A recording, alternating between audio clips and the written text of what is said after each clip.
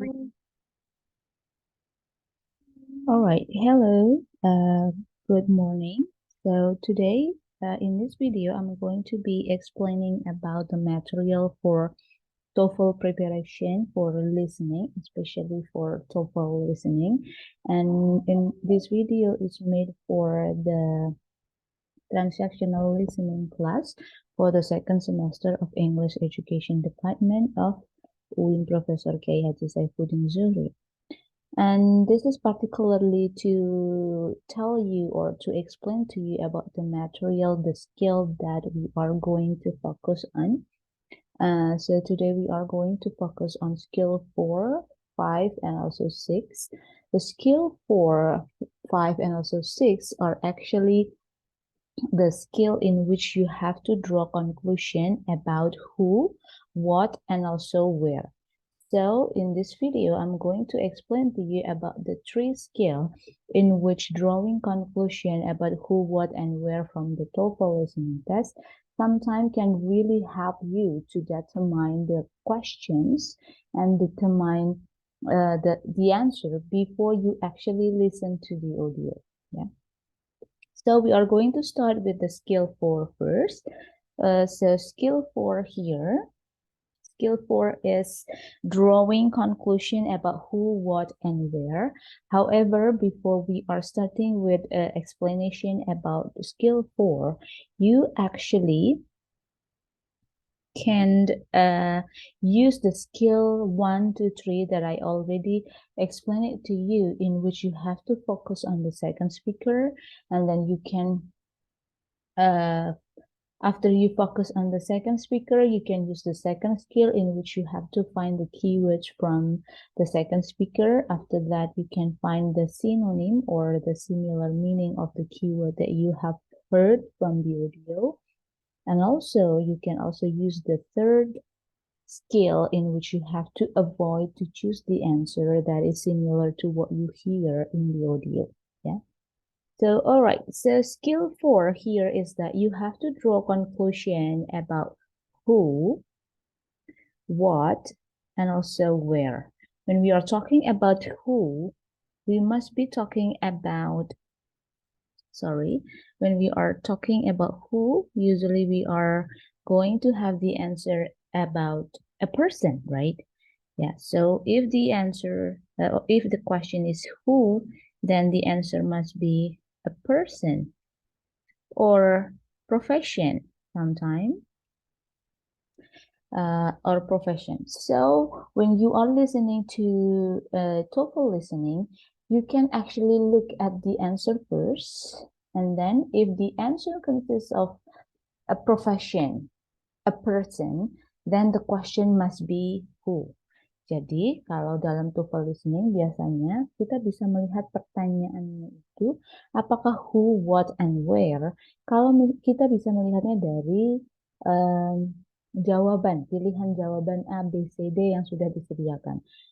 Kalau dalam pilihan jawaban yang sudah disediakan itu berupa person, orang, maka atau profesi, maka pertanyaannya pasti who. Ya, so who biasanya yang akan ditanyakan dalam TOEFL listening adalah who is the speaker? Siapa si pembicaranya? And usually the speaker here can be the first speaker, can be the second speaker. But mostly they will ask you about the second speaker. Tapi kebanyakan mereka akan bertanya tentang siapa pembicara yang kedua. Or sometimes it can also given by clues. Jadi biasanya siapanya itu akan diberikan clue dalam game tersebut. Let's look at the example here. Yeah. Okay, let's look at the example here. For example, you are on your recording, you hear, can you tell me what assignment I missed when I was absent from your class? You missed one homework assignment and a quiz. And then the question here, before we listen to the question, we can actually look at the answer first. Look at the answer here. The option, a newspaper editor, a police officer, a teacher, and a student. Karena di sini semuanya merujuk pada profesi, ya, profession. So I'm just writing it down like this. Maka pertanyaannya kan pasti who ya. Who is the man? Nah, yang ditanyakan di sini adalah orang kedua. Who is the man? And we can assume, we can draw conclusion. Who is the man here from the clue that is given, like there is assignment, there is class, there is quiz, there is homework. Itu kan pasti berhubungan dengan sekolah. So the answer for this question must be either C or D. But then you can also have to listen again. Can you tell me what assignment I missed when I was absent from your class? Artinya berarti yang tanyakan studentnya. Berarti who is the man here? Yeah, the man here is the teachers. Yeah, so that is the fourth strategy in which you can try to learn for TOEFL listening. Jadi untuk TOEFL listening kita yang pertama adalah drawing conclusion atau mengambil kesimpulan siapa pembicaranya. Nah, pembicara dalam dialog ini bisa ditanyakan dari pembicara satu atau speaker one or speaker two. Ya, so that is the first one, who. Second one is that about what, ya. Second one is about what. Kalau what, ini pasti pertanyaannya tentang something to do. Usually the question will be like this. What will the man probably do after this? Or what will the woman do after this?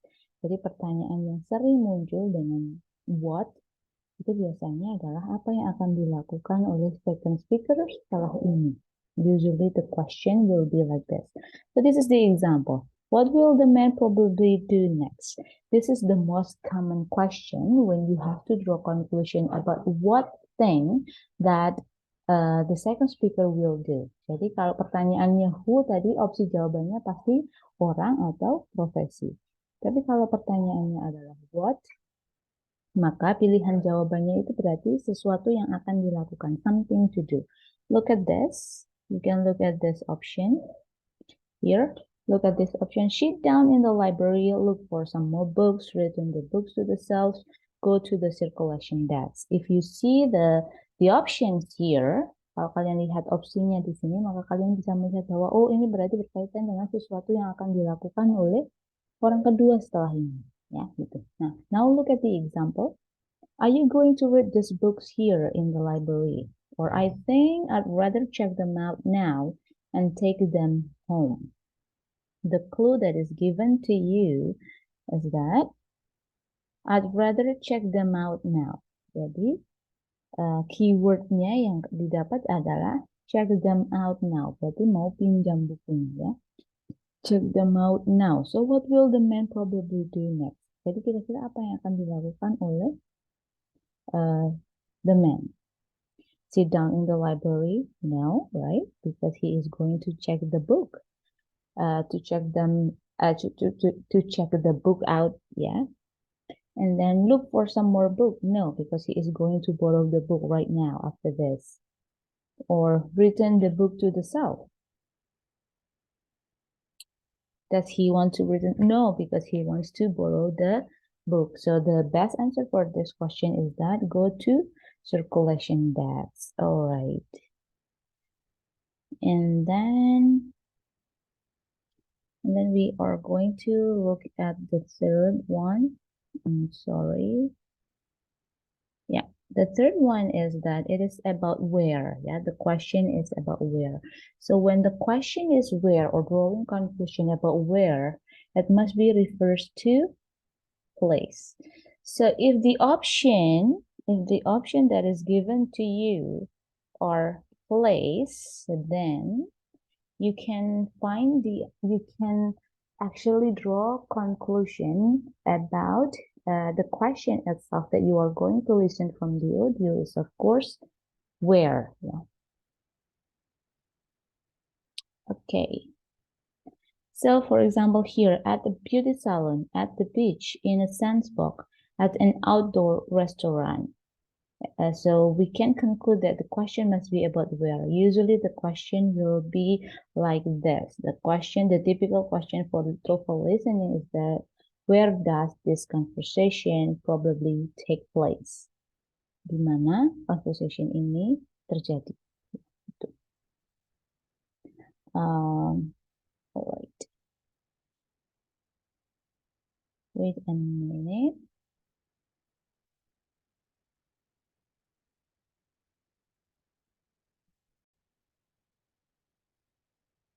Okay, let me continue. I'm really sorry for the disruption. Okay, so for the next is that to draw conclusion about where is the place that the conversation probably take place, and to get the conclusion about the place where the conversation is take place is that you can actually get that information from the keyword that is given to you from the conversation. For example, here you have the clue like, are you going to the water or are you just going to lie there on the sand? There's water, there is sand, yeah? There is water and also sand. So you probably can get the answer, oh, there is water and also sand.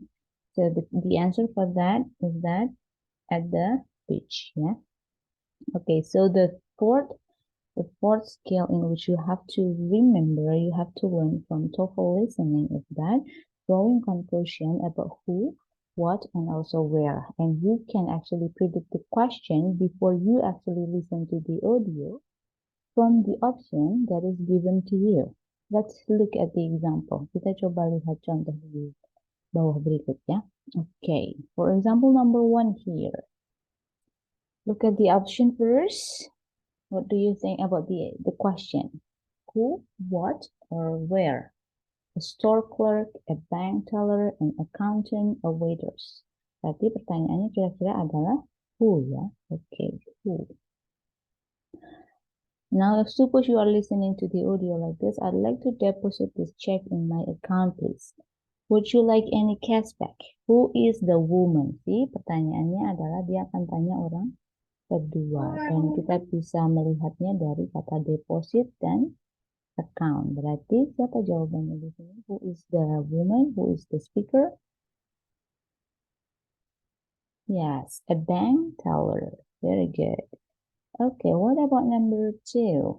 What is the question supposed to be? Earn his paycheck, write a check for a deposit on an apartment, go to a bank, make a list of errands to run.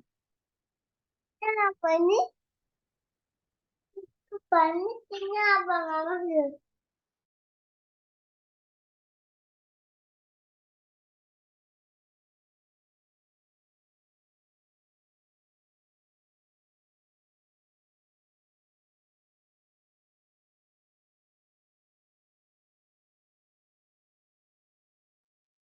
Okay, so the question for number 2 must be about what, yeah? What will the man or the woman probably do? Have you deposited your paycheck yet? No, but that's next on my list of errands. See the question, what will the man probably do next? Apa yang akan dilakukan oleh si speaker kedua? But that's next on my list of errands. What is the answer for number 2? What do you think? Sudahkah kamu deposit your paycheck? What is paycheck? Paycheck is salary, yeah? Paycheck is similar to salary. Next on my list of errand is that he is having a list things to do. Jadi dia punya list to do. Or I have something to do and then deposited his paycheck. Is that something that he will do after this?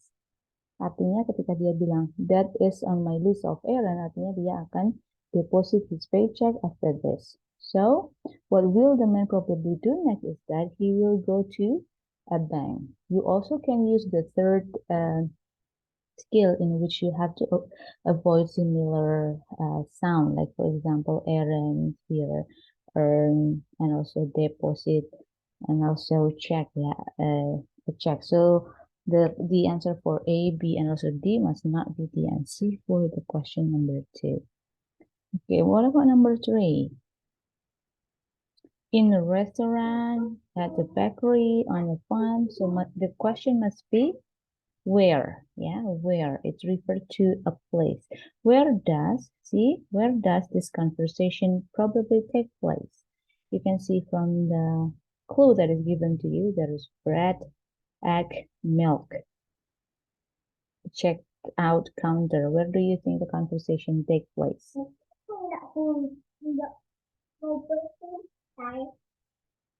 Yeah, in the market. Very good. All right. So now I want you to do the exercise, the TOEFL exercise number 4. Here we can actually predict first before we listen to the audio. So TOEFL exercise 4. Look at the question number 1. In a photography studio, in a biology laboratory, in an office, in the library. What do you think the question must be for number 1? Where? Okay. What about number 2? There is a profession here, yeah? So it must be who? Okay, what about number 3? Something to do. So it must be what, yeah? Okay. Number 4, where? Okay. Number 5, who, all right? Number 6, where? Good. Number 7, what, yeah? Number 8, where? Number 9, what? And number 10 is who. Okay, so after this, I will send you the audio for doing the exercise, TOEFL exercise 4 in the Telegram group, and you have to work on the TOEFL exercise 4. Plus, you also have to do the exercise for the TOEFL skill 5. But after this, I'm still going to explain to you about the next skill. Yeah, so after this, you have to do the TOEFL exercise 4. Don't forget to do that. And I already giving you a clue about the question that you have to answer. Or number 1, where, who, what, and etc. So it must be, I hope that it can help you to answer the question for number 1 to number 10. All right. Next we are going to learn about skill 5 because today we are going to learn 3 skills, yeah, 4, 5, and also 6. So the skill 5 is that in skill 5, you are still going to draw conclusion about who and what. However, the question will be in passive voice. And you have to remember about passive voice. What is passive voice? Kalimat passive. Okay, what is kalimat passive in English? You must be know about active and also passive voice. Apa tandanya active and passive voice? I think I need to explain to you a little bit about this. So for example, Rian, yeah, Rian eats an apple, let's say. So my question is, yeah, okay, sorry. Rian eats an apple. What do you think? What is it? What is it? Is it active or passive? Well, definitely this is an active voice ya. Ini adalah kalimat aktif. Kenapa? Karena subjeknya melakukan sesuatu. Sedangkan kalau pasif, maka subjeknya dikenai sesuatu atau objeknya yang di sesuatu. For example, Rian eats an apple. Bahasa Inggrisnya kalau diganti menjadi kalimat pasif bagaimana? An apple, alright, an apple. An apple, apa? Is eaten by Rian. Okay, so this is the basic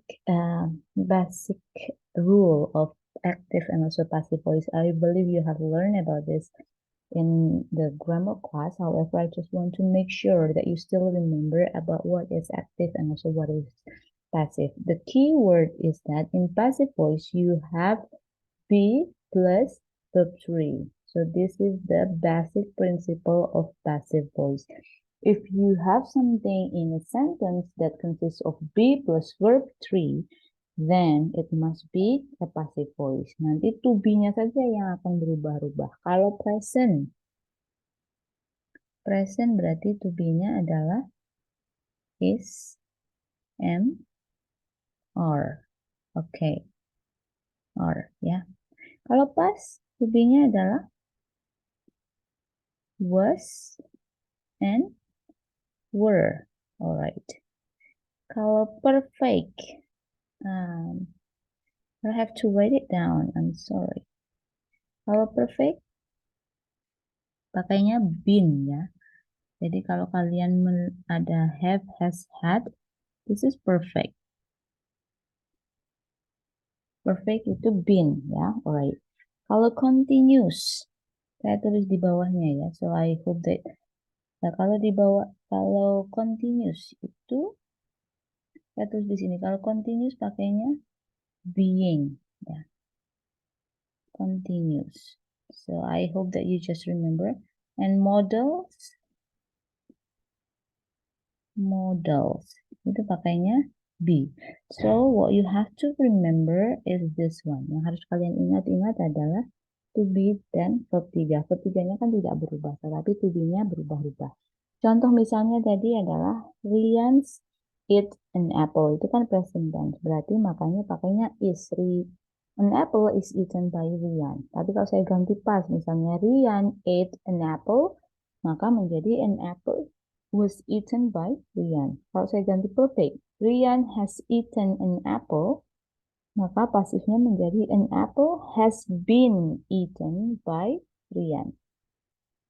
Kalau saya ganti continuous, Rian is eating an apple. Menjadi an apple is being eaten by Rian. Kalau saya ganti modal, misalnya pakai can, Rian can eat an apple. Kalau diganti menjadi pasif menjadi an apple can be eaten by Rian. Jadi kata kuncinya adalah kalau kalian menemukan to be plus verb 3, maka itu adalah kalimat pasif. Nah, kuncinya bagaimana dengan TOEFL listening?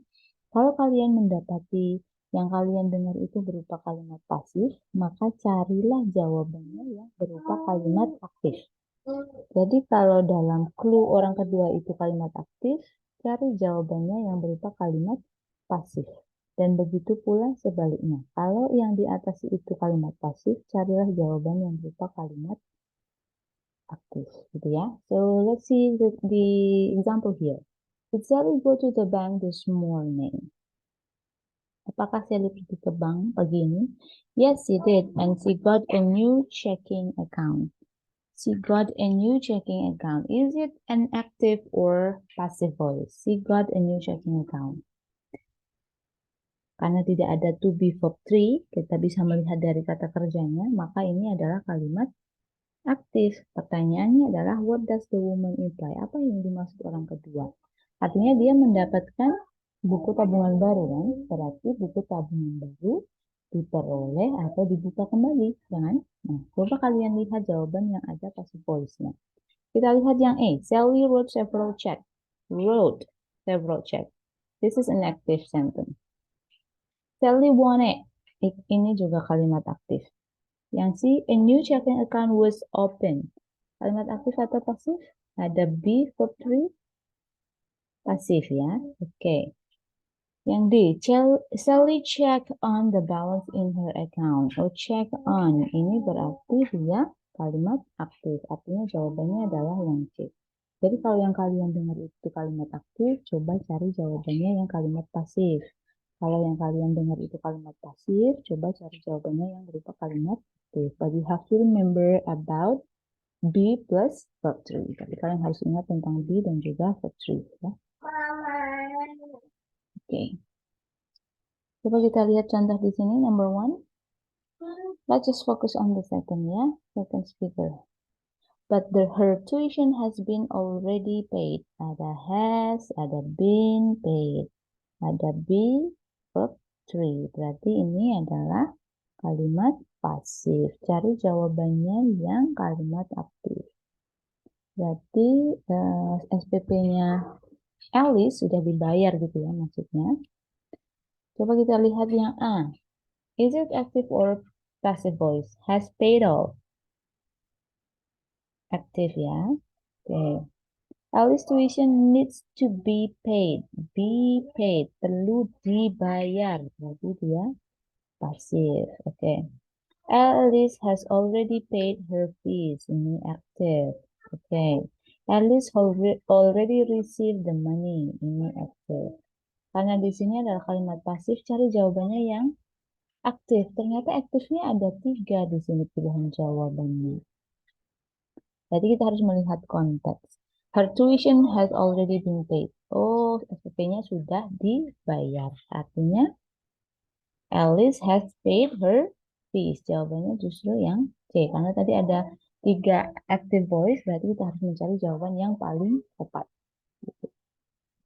Coba kita lihat nomor 2. I watered it only this morning. Oh, saya baru saja menyirami. Berarti ini kalimat aktif ya. I watered it only this morning.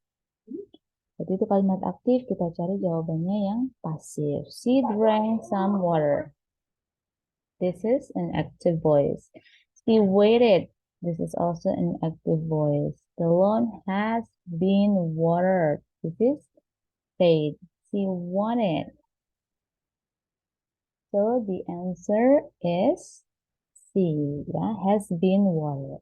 Aktif, cari jawabannya yang aktif. Gitu. Kemudian number 3, did you hear the news about the child who was lost in the park? Yes, and I heard that she was just found. Was found.